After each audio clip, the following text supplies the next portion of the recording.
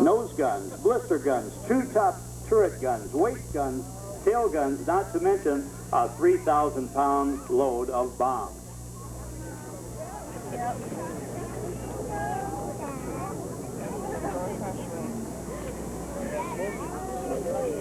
Now, the airplane is significant. Any B-25 is significant because, like the one taxiing out on the main runway now, the B-25 was used by Jimmy Doolittle on his raid over major cities, including Tokyo, during World War II. In December of 1941, Pearl Harbor had been bombed by the Japanese. Morale in America was at an all-time low. We took a terrible shellacking at Pearl Harbor. Little did we know that in the state of Florida, Jimmy Doolittle and his raiders were practicing how to take off with a fully loaded bomber from the small deck of an aircraft carrier. They did that in secrecy, and then they loaded the aircraft aboard a flat top out on the West Coast and steamed for Japan. They were to take that fully loaded bombers, 16 of them, loaded with bombs and crew members, off the deck of the Hornet.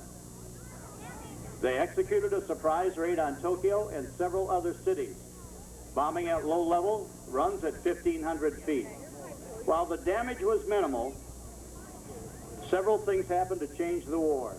Look low and to the right. If you were around in World War II, you lived next to a military training base, you turned on your radio in the morning, the tubes warmed up. This may be what you'd hear in 1942. And then the sounds of piston-powered, propeller-driven bombers, fighters, and trainers in the air, hour after hour, day after day. In the course of World War II, 186,000 pilots were trained to proficiency to be pilots. There were 10,000 of these aircraft built for the United States. 910 went to the Royal Air Force. 780 were given to Russia for their work on the Eastern Front. They had 13 50-millimeter cannons. Was the most famous of the twin-engine medium bombers used in World War II, the most widely produced. And by the way, as the aircraft comes around to your left on one of these passes, maybe all, they will have the bomb bay doors open. Now let's go back to Doolittle coming in over Tokyo. He laid his bombs over Tokyo, and because he had taken off from the Hornet with his raiders 200 miles early, they were to crash or run out of fuel and parachute out of the aircraft. Because all the aircraft were destroyed and pilots were killed, Doolittle thought when he got back home that he would be court-martialed. His thoughts were wrong. That great pilot didn't know what he had done. You see, by putting his bombs down on Tokyo and other major cities, he proved the Japanese, the enemy, to be vulnerable. The Emperor and the Admirals had told their citizens in Japan, "You will not be molested on our shores." Doolittle proved them wrong. They then had to split their ocean-going fleet of battleships, partly to protect their own shores, to protect their homeland, and partly to fight, that is, the battle in the Pacific. When they split that Pacific fleet, the war was already ending at a loss for the Japanese. Not court-martialed, Doolittle came back home and received the Medal of Honor and was promoted to Brigadier General. A great movie called 30 Seconds Over Tokyo, you can still see it on your TV late at night, shows you actual combat footage and a little bit of Hollywood footage as well. 16 B-25s. How they got off from the deck of the aircraft carrier was pure genius. Essentially what they did is to rev the engines up to max power, 44 inches of manifold pressure. The flaps were put not to take off, but to the pull-down position. The pilot stood on the brakes. They pulled way back on the yoke, and the trim was back to the aft limit. Then, with engines gunning at full power, they released the brakes. At the given speed, they used the front strut as a pogo stick. From having the yoke all the way back, they pushed it forward like a pogo stick and propelled the aircraft in the air. You might Michelotti is with us. He's with the Disabled American Veterans. Mike, turn that baby on. And I know this airplane joins us throughout North America on the Airshow circuit, sponsored by the Disabled American Veterans, a great group. Mike, tell us about that. Well, the Disabled American Veterans is a organization that's made up of 1.2 million members of disabled veterans. The motto of our organization is to build better lives for America's disabled American veterans and their families. And that's what we're here to do during this air show and all the other air shows we participate in. And your headquarters for this show is adjacent to the airplane when it's in the ground display area, Mike, is that correct? Yeah, that's correct. And we also have our mobile service office with us. All right, we'll talk more about that where you can... There's the bomb bay doors open, just the way it was on Doolittle's Raid. That movie, by the way, was shot in 1943, and playing the part of Jimmy Doolittle was Spencer Tracy. Also in that movie, a very, very young Robert Mitchum, but Spencer Tracy was cast exquisitely in that movie because Tracy and Doolittle were about the same altitude. They were about 5'6".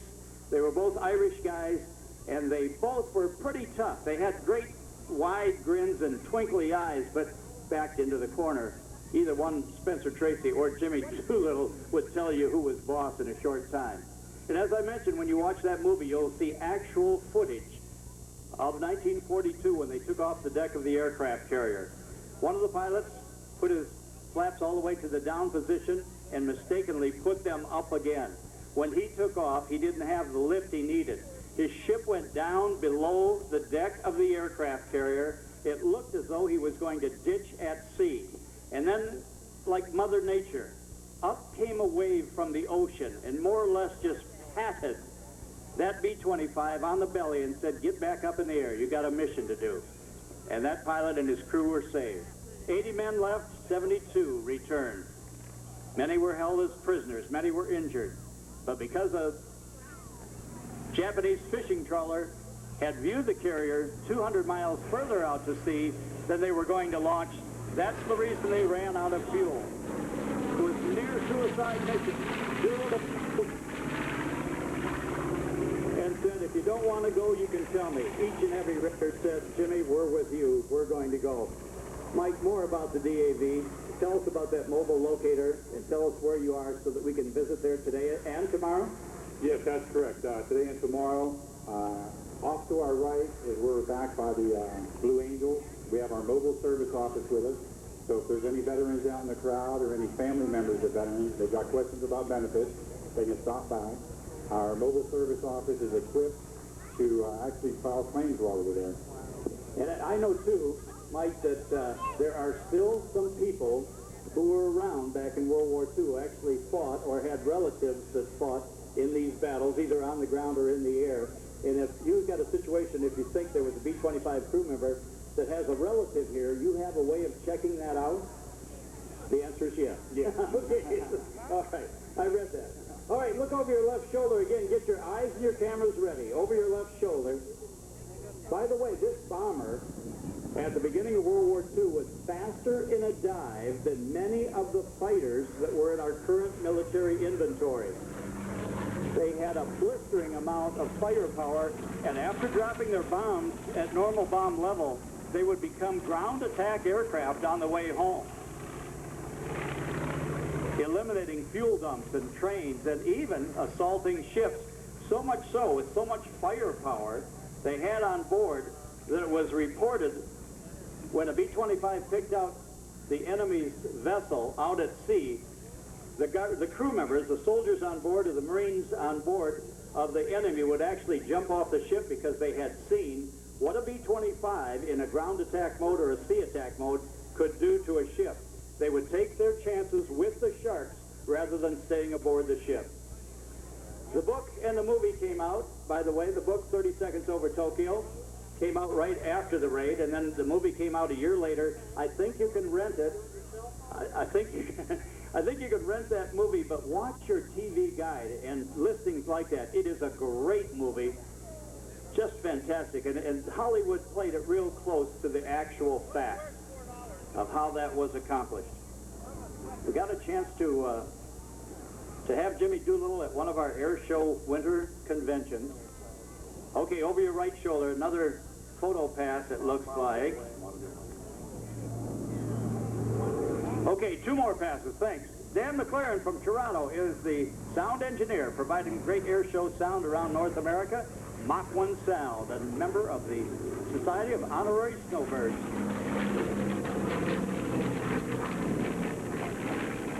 Okay, Mike has got more about the great organization that I believe in so much because my father was a disabled American veteran, and he loved veterans. He said always give a veteran a break because remember, they made the ultimate sacrifice. He wasn't talking about himself, he was talking about his fellow soldiers. Mike, it's all yours. Okay, thanks. Again, we're located off of the audience's right. We've got big yellow flags on our van down there, the mobile service office. We invite everybody to stop by. We're also giving away a model airplane of the B-25 Panchito, custom painted, hand painted. Stop by, fill out a registration card. If you've got any questions about veterans benefits, we've got 2 specialists here, myself and my compadre, Chris Diedrich. We're more than happy to help anybody out. Okay, that's an open invitation. Before you leave the field today, or if you come back and see us tomorrow, you can see that gleaming airplane up close and in person in the spectator area. Get relatively close to it. Before and after it flies, they'll be towing it back in, putting it on display.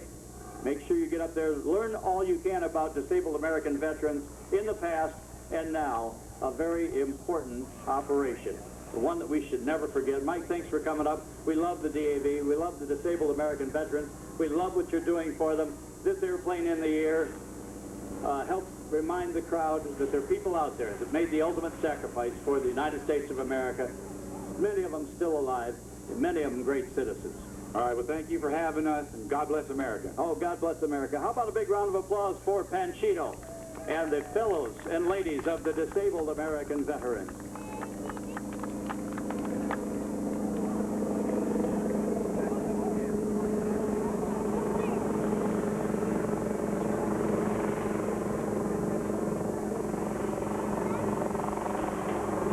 Now, folks, Otto, the flying helicopter, is behind us, and the B-25 is in front of us. Now, the B-25 is going to clear the way and come in for a landing. You can see the Red Baron Squadron with their highly maneuverable, sleek, almost jet open cockpit biplanes.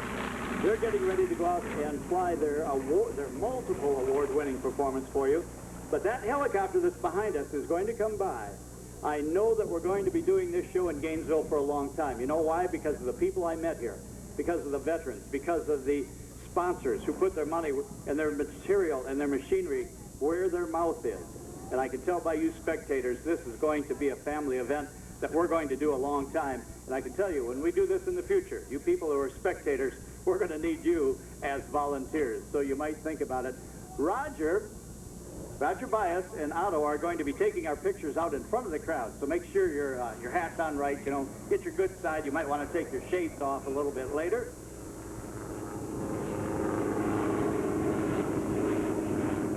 Heart of Florida Air Show here in Gainesville, brought to you by Gainesville.com, a product of the Gainesville Sun with more action yet to go. Barnstorming action by the Red Barons. Fat Albert, the big C-130 with JATO attached to the aft portion of the fuselage will light up the sky, increase the noise level, and perform like you haven't seen before. All right, everybody, wave to Otto. You are getting your photo taken, and here's the reason we're doing that, to see how we can better stage the ground events for next year.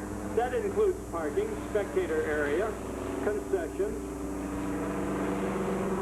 and food items, sure. And then lather on that sunblocker once again. Put the sunblocker on for you and your children, especially the children, and keep the fluids going in. So you got a little break, not much. We take care of that airliner. Here comes Panchito. And if you watch to where Panchito is taxiing towards, that will be the staging area. And all that information we talked to you about, the disabled American veterans, a very noble group of deserving individuals who put it on the line for the United States of America. Okay, you great spectators, you know the drill. Wave like crazy to the crew members on board. Look at those gun turrets.